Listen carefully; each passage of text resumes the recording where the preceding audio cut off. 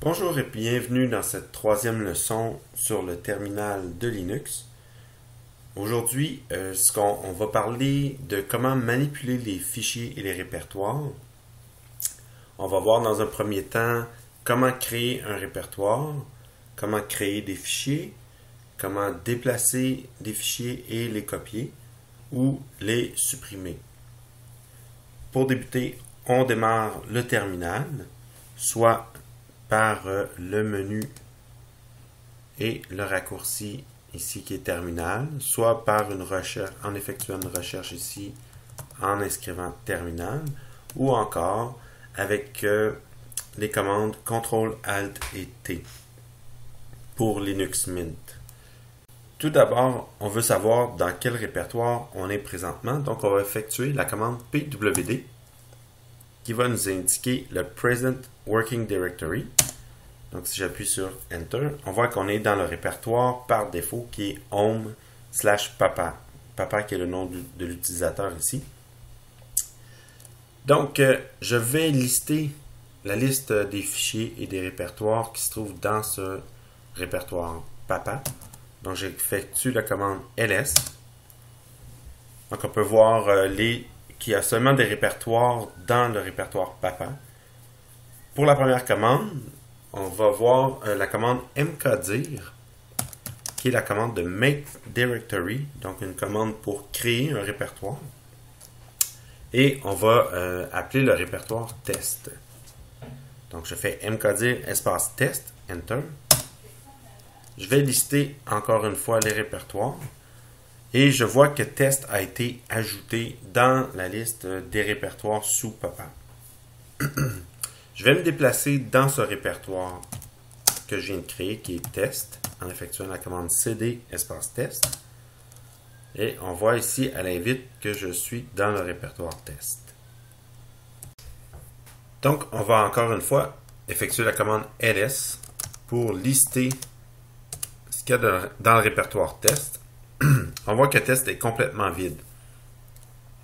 Ce qui nous amène à la deuxième commande, qui va être une commande pour créer un fichier, qui va être la commande touch. Donc, on inscrit touch, on fait espace, et on va entrer le nom du fichier qu'on veut créer. Donc, j'appuie sur Entrée. Je vais lister dans le répertoire à savoir s'il a créé le fichier comme on voulait. Effectivement, fichier 1.txt a été créé. Avec la commande touch, ce qu'on peut faire, c'est créer plusieurs fichiers aussi. Donc, si j'inscris touch, espace, fichier 2.txt, et je fais un espace, fichier 3.txt, espace, et fichier 4.txt, je fais Entrée. On aurait donc créé trois fichiers en une seule ligne de commande. Je vais effectuer la commande ls pour afficher ce qu'il y a dans le répertoire.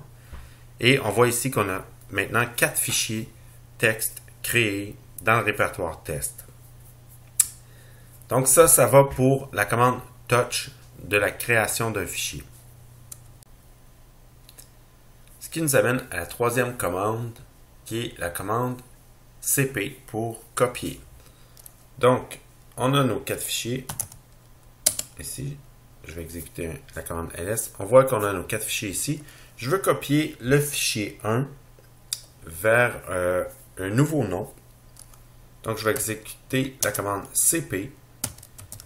Je vais inscrire fichier 1.txt et je veux qu'il porte un nouveau nom. Donc, je vais l'appeler fichier 5.txt. Je fais Enter. Je vais lister. Je devrais donc avoir 5 fichiers, dont le fichier 5.txt est une copie intégrale du fichier 1.txt.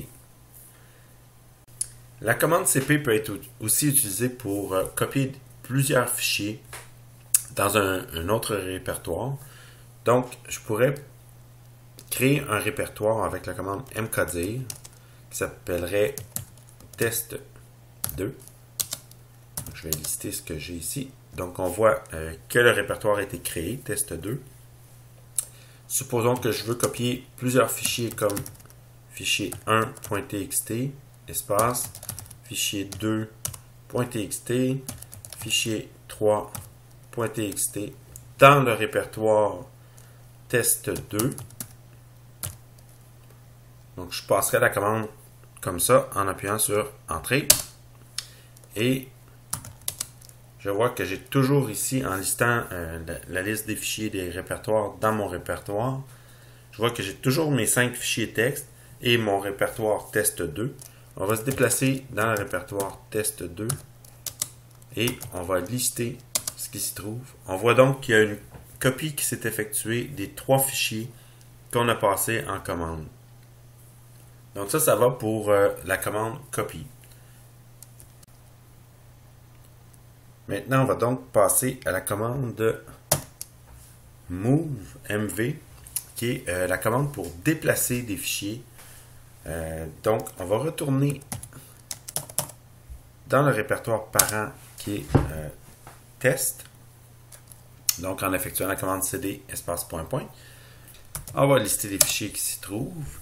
Donc, on voit qu'il y a toujours les 5 fichiers texte et le répertoire test2. Je vais lister ce qui se trouve dans le répertoire test2. On voit qu'il y a 3 fichiers. Donc, nos 3 fichiers texte qu'on avait demandé au préalable. Je vais relister ici. Donc, avec la commande move, qui est la commande mv, on va déplacer les fichiers 4 et 5 vers le répertoire test2. Et là, en théorie, nos 2 fichiers 4 et 5 sont maintenant dans le répertoire test2. Je vais le valider en listant ce qui se trouve dans le répertoire test. Et je vois maintenant qu'il reste seulement 3 fichiers dans le répertoire test. Je vais lister ce qui se trouve dans le répertoire test2. Et je vois que maintenant, on est rendu avec 5 fichiers, dont les 2 derniers qui ont été complètement déplacés. Donc ça complète pour la commande move. Quoique, juste avant de compléter sur la commande move, on peut aussi déplacer des répertoires avec cette commande. Donc, ce que je pourrais faire, c'est exécuter la commande move test2 vers test3. Donc, ce que ça a fait, cette commande-là, ici, on va lister pour vous montrer qu'on a maintenant déplacé tout ce qui se trouvait, le répertoire au complet test2, on l'a déplacé maintenant dans le répertoire test3. Donc, ce que ça a fait, c'est que ça l'a renommé le répertoire test2 en test3. Donc, il n'existe plus maintenant. Ce qui nous amène à la dernière commande qui est la suppression de fichiers ou de répertoires. Donc, qui est la commande ARM. Donc, encore une fois, je vais vous montrer.